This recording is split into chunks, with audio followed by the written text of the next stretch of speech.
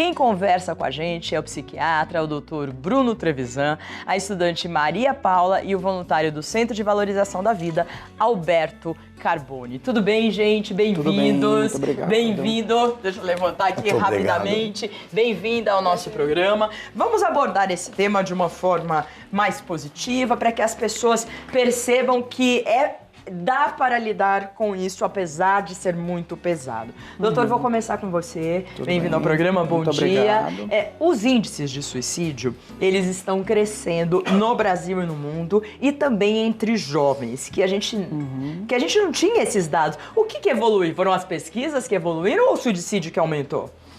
Tudo. Eu acho que é uma junção de coisas, né? A gente sabe que hoje em dia, de uma forma geral, a gente tem diagnóstico mais preciso, mais acesso a diagnóstico, mais acesso a serviços de ajuda, então a gente identifica mais. Mas existem outras causas que são, na verdade, fatores de risco que levam também a um aumento. Então, por exemplo, talvez o excesso de urbanização com aumento dos níveis de estresse, por poluição, aumento de violência. Então isso pode levar a um estresse, a uma depressão, de repente, que pode evoluir. Certeza. Também tem uma coisa que tem um aumento da população geral também, né? O número, como a população é maior, o número de diagnóstico também é maior, mas o relativo também né? Então, mas eu acho que essas causas, o estresse, o bullying que sempre existiu, mas agora chama bullying, mas não sei se está pior, vou saber com você se está pior ou não. Quero dar as boas-vindas ao Alberto Carboni, que é voluntário do CVV, o Centro de Valorização da Vida, há 16 anos já.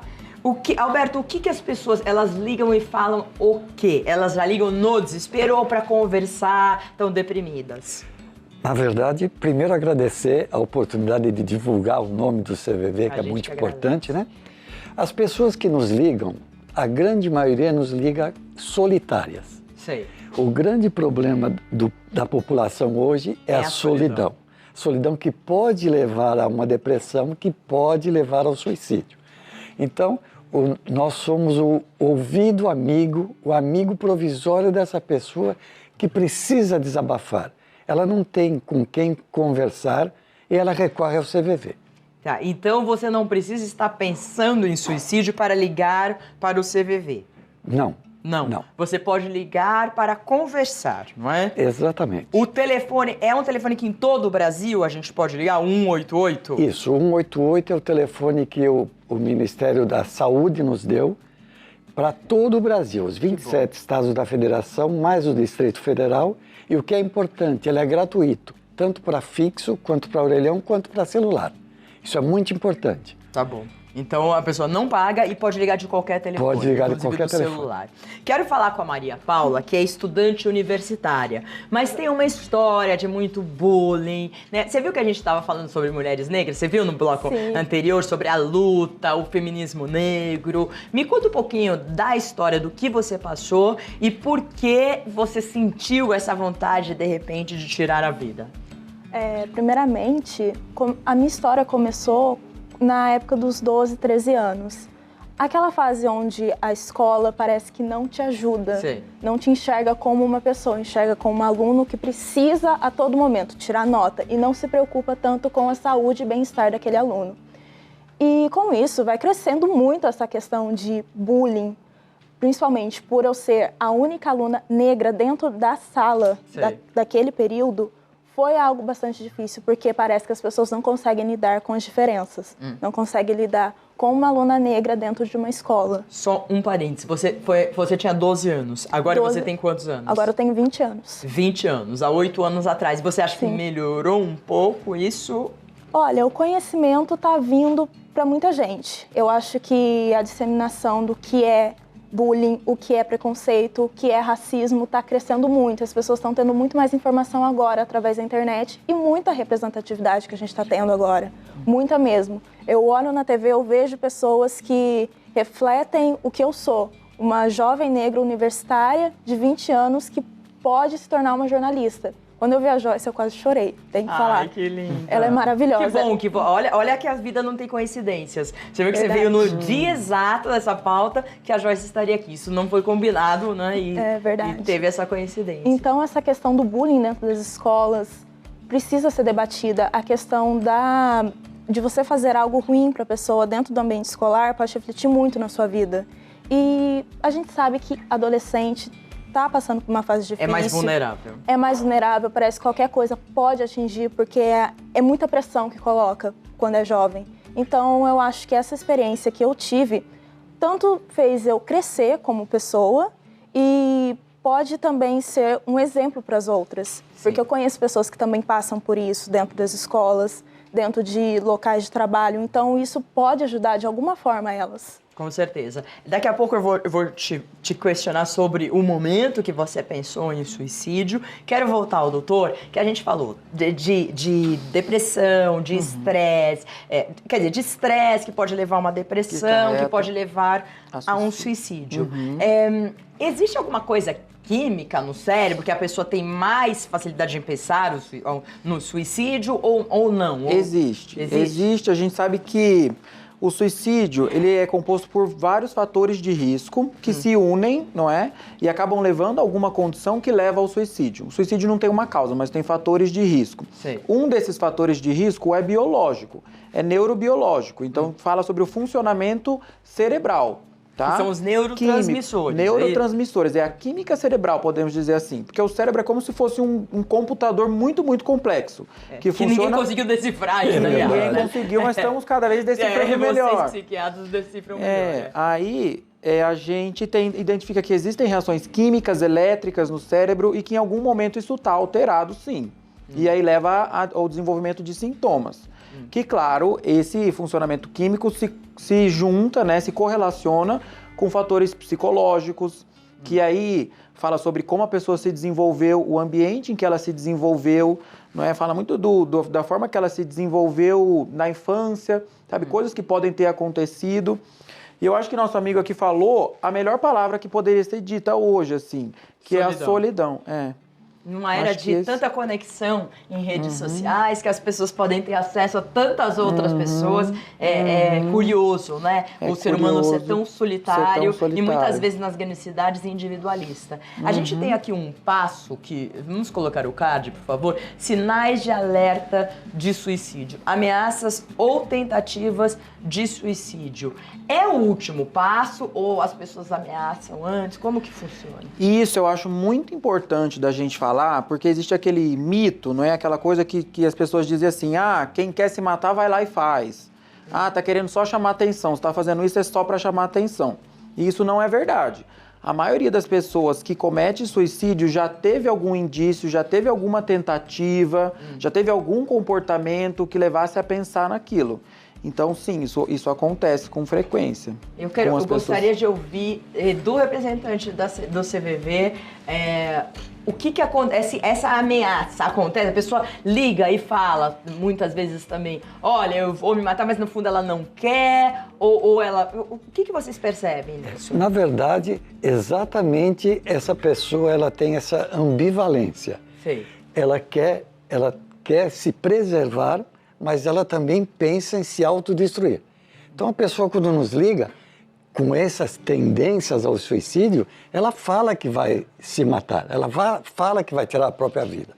E é importante o diálogo que nós temos... Para ir acalmando. Para ir acalmando a pessoa, né? Para ir em busca dos sentimentos dessa pessoa, para que essa pessoa tire da cabeça essa ideia suicida. Porque é um pensamento fixo, não é? Sim. Que fica na cabeça da pessoa. Exato. Entendi. Então, ela fica... Tem que tirar do pensamento Ela fixo. fica alimentando essa ideia.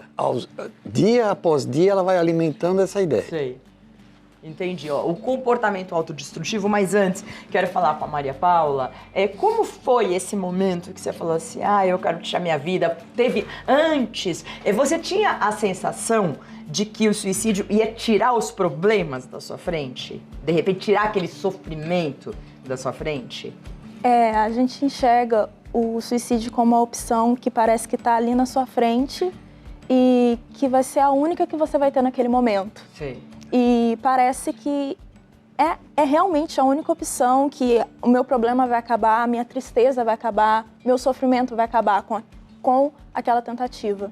E no caso, isso depois que passa e vê o que acontece, você percebe que o que eu tô fazendo? Parece que cai a ficha, você pensa assim, eu ia tirar minha própria vida por causa de um problema. Isso meio que depois vai voltando para sua cabeça e mostrando que não era a única opção, não é a opção. Em nenhum momento isso é uma opção, porque problemas todo mundo tem, sabe? Mas parece que naquele momento o seu problema maior, a sua vivência parece que não faz mais sentido. Então eu penso que quando a gente está ali prestes a tentar o suicídio, parece que é a única opção e eu não recomendo isso para ninguém, de verdade. Você chegou a tentar ou não? Ou pensou só? Eu cheguei a tomar remédio. Quantos remédios você tomou? Você lembra ou não? O que aconteceu? Olha, eu lembro que eu estava deitada na minha cama com uma cartela de remédios em volta de mim. Eu abri todos naquele momento e eu falei, é agora. Eu comecei a chorar e fui colocando na minha boca. E era remédio pra quê? Remédio para dormir. E qual a reação que você teve? Você apagou, provavelmente. No caso, eu acabei gorfando e não teve nenhum problema, nenhum risco. Então você interrompeu essa tentativa no meio, ficou consciente e interrompeu. Parecia que o meu corpo não estava aceitando. Entendi. Meu corpo não estava aceitando aquela quantidade de remédios, não estava aceitando aquela situação, não estava aceitando tudo que estava acontecendo em volta. Aí parece que dá um choque de realidade em você e você percebe, pô, ainda dá para reverter, ainda dá para voltar e fazer diferente, ainda dá para enfrentar aquele problema, de mostrar que o que eu tô passando eu posso superar. Você em algum momento pensou na sua família, como eles iam ficar, ou você estava focada só em você o tempo todo? Num dos momentos eu cheguei a pensar na minha mãe, eu pensei muito nela, eu pensei, ela não precisa passar por isso. A gente acaba tendo um choque de realidade, mostrando assim, um pai não precisa passar por isso naquele momento. Então, no caso, eu pensei na minha mãe, eu pensei em todo o transtorno que ia acontecer depois, se eu poderia chegar a morrer ou não. Então, é muita coisa que vai indo na sua cabeça em 2 segundos. Aí você acaba pensando na sua vida inteira, naquele momento, e você percebe assim, eu posso realmente ter uma segunda chance ou aqui vai ser minha última vez, aqui. Então é algo muito intenso que vai acontecendo dentro de você, muito intenso, que acaba você pensando em coisas que nunca pensaria andando na rua, mas naquele momento você pensa. O doutor vai falar um pouco sobre comportamentos autodestrutivos que até os pais podem, porque a gente tem um índice grande entre os jovens hoje, nas escolas, foi amplamente divulgado agora, 2, 3 meses, jovens de São Paulo que se suicidaram, aí um aqui, outro ali, houve um movimento assim. Esse comportamento autodestrutivo é o que exatamente? É se cortar? Eu acho que são vários comportamentos que podem ser englobados aí dentro disso. Um deles é a automutilação, que é o ato de se cortar, que também pode acontecer por uma série de fatores, mas é comum em adolescentes, como você está dizendo. Que aí os pais podem observar, normalmente cortes em braços, mas às vezes em outras regiões mais escondidas, que mostra que aquele adolescente, ou aquela pessoa pode ser adulto também, está tentando lidar com um sentimento negativo, com uma emoção ruim, de uma forma que não é produtiva, de uma forma externa, sabe? Muitas vezes é muito comum ouvir esses pacientes dizendo que eu prefiro a dor física do que a dor emocional. Entende? E aí você tem que ir mostrando para essa pessoa que existem outras formas de lidar com isso. Mas dentro de comportamento autodestrutivo, eu acho que também a gente pode incluir uso excessivo, abusivo, nocivo de álcool, de outras substâncias. Drogas. De drogas, isso. Até cigarro. Às vezes cafeína em excesso pode até ser considerado, não sei. Ou outros comportamentos, assim, de risco, sabe? Quando você vê que a pessoa não está se preocupando com ela mesma. Atividade sexual sem um critério, sabe? Frequentar ambientes, assim, destrutivos, degradantes, em que você vê que a pessoa faz aquilo como uma forma de autoagressão. Então, muita coisa assim pode acontecer. Nesse tipo de comportamento, a gente tem os pais e as pessoas que, de repente, são... ou você tem um irmão que tem esse comportamento, ou adulto, pode ser qualquer um. Assim, exatamente, qualquer idoso, idade. Inclusive, sabia que existe um índice alto de suicídio entre idosos. Mas aí eu acho que entra muito a questão da solidão, que a gente falou. Mas então você tem que observar. esse tipo de comportamento, se você acha que a pessoa está sendo autodestrutiva, ela está fazendo uma coisa que faz, obviamente, mal para ela, você precisa parar e pensar, poxa vida, o que está acontecendo? A gente já vai voltar à depressão, que é, acho que um dos males do século, né? Mas eu quero falar antes do nosso quadro, mudanças significativas de humor. Quero falar com o Alberto, do CVV. Quando vocês recebem uma ligação, você falou que tem um tempo que a pessoa está bem desesperada e ela vai acalmando. Isso. Esse humor, então, ele muda. Ele tem essa variação, né?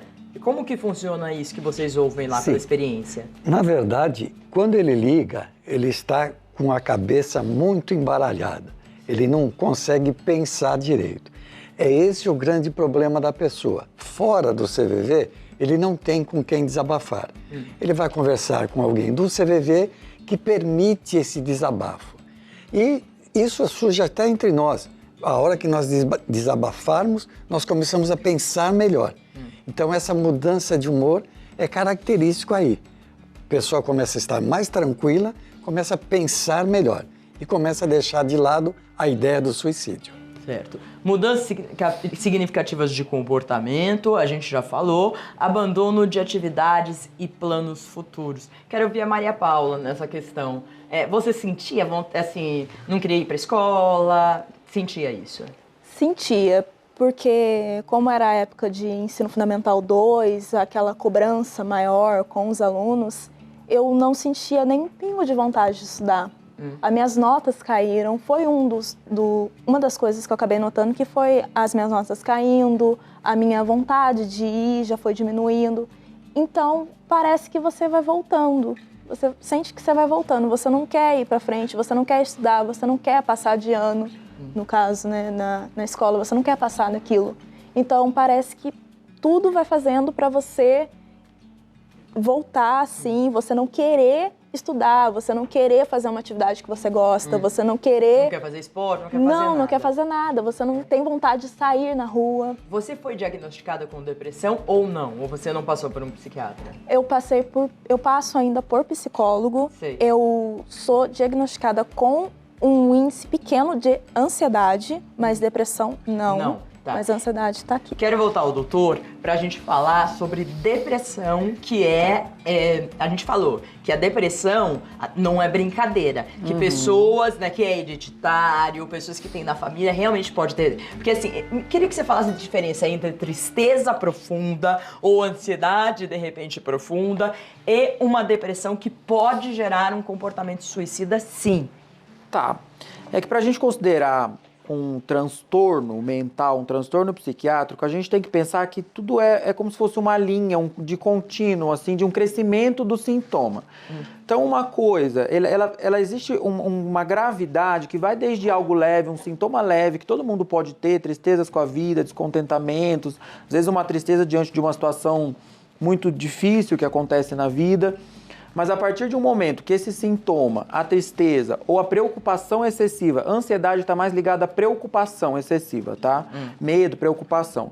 Quando esse sintoma ele passa a ser grave o suficiente, que começa a interferir com a vida daquela pessoa, então começa a prejudicar o funcionamento dela social, biológico, psíquico, sabe? Nos ambientes, prejudica a escola da criança, prejudica o trabalho, prejudica a convivência familiar, convivência com os amigos. Você começa a ver que começa a ter sintomas também físicos, do tipo alterações do apetite, do sono, da memória, do raciocínio, entende? Aí você percebe que isso virou um transtorno, aí que é esse conceito de transtorno, não é? Mas eu não sei se cabe agora falar isso, mas o que eu queria dizer é que assim, que não significa que só por ter o transtorno a pessoa necessariamente precisa utilizar uma medicação. Acho que gera muito medo isso nas pessoas, tá? Na verdade, assim, o que é muito importante é passar por uma avaliação para, primeiro de tudo, identificar se tem um transtorno ou não, identificar se esse transtorno, na verdade, pode estar sendo causado por outras condições médicas, porque isso também acontece. Como você falou, existe um mecanismo lá biológico de desbalanço hormonal, então muitas vezes outras condições médicas também podem provocar aqueles mesmos sintomas, então você precisa entender isso, e depois você vai avaliar a gravidade. Existe um estudo muito recente que mostra que, por exemplo, para a depressão leve, a atividade física para depressão leve é muito bem indicado, com um efeito talvez melhor do que remédio, entendeu? Entendi. Então... Bom, doutora, eu acho que esse assunto é super amplo, a gente podia ficar o dia inteiro falando. Quero agradecer o doutor Bruno Trevisan, psiquiatra adulto e infantil. O telefone de contato é 0 operadora 11 3842 4769, o Facebook Dr. Bruno Trevisan e o site www.drbruno.com.br. Quero também falar, antes de te agradecer, Alberto, que a pessoa não precisa, acho que você concorda, e vocês concordam comigo, ela não precisa ter vergonha, como a Maria Paula aqui veio, falou, já pensei, já tentei. Não tenha vergonha de ter pensado nisso. Não tenha vergonha, porque o primeiro passo é você se conscientizar, buscar informação, buscar um médico, conversar com o CVV, conversar com pessoas que já passaram por isso, para você ultrapassar isso. Não é, Alberto? Verdade. Porque... O importante também é a pessoa, como você falou, que ela se conscientize. Ela tem que falar para as pessoas ao seu redor dessas intenções suicidas. Se ela, por vergonha, por medo, não puder falar, ela se recorra ao CVV. Mas o mais importante, ela tem que procurar ajuda profissional. Sim. É condição primordial, seja com psicólogo, com psiquiatra. O CVV é o amigo provisório, mas ela tem que procurar ajuda. Vou agradecer ao Alberto Carboni, voluntário do CVV já há 16 anos. O Centro de Valorização da Vida, você liga de qualquer lugar do Brasil, é 188. E o site www.cvv.org.br. Eles fazem chat ao vivo, fazem de tudo para resgatar as pessoas, né, Alberto? Quero agradecer a Maria Paula, estudante de jornalismo, que você tem uma carreira muito linda, porque você merece, você é um amor bem informado e está lutando pela sua vida. Então, parabéns por ter exposto a sua vida aqui de cara limpa. Muito obrigada. Gente, muito obrigada. Voltem outras vezes.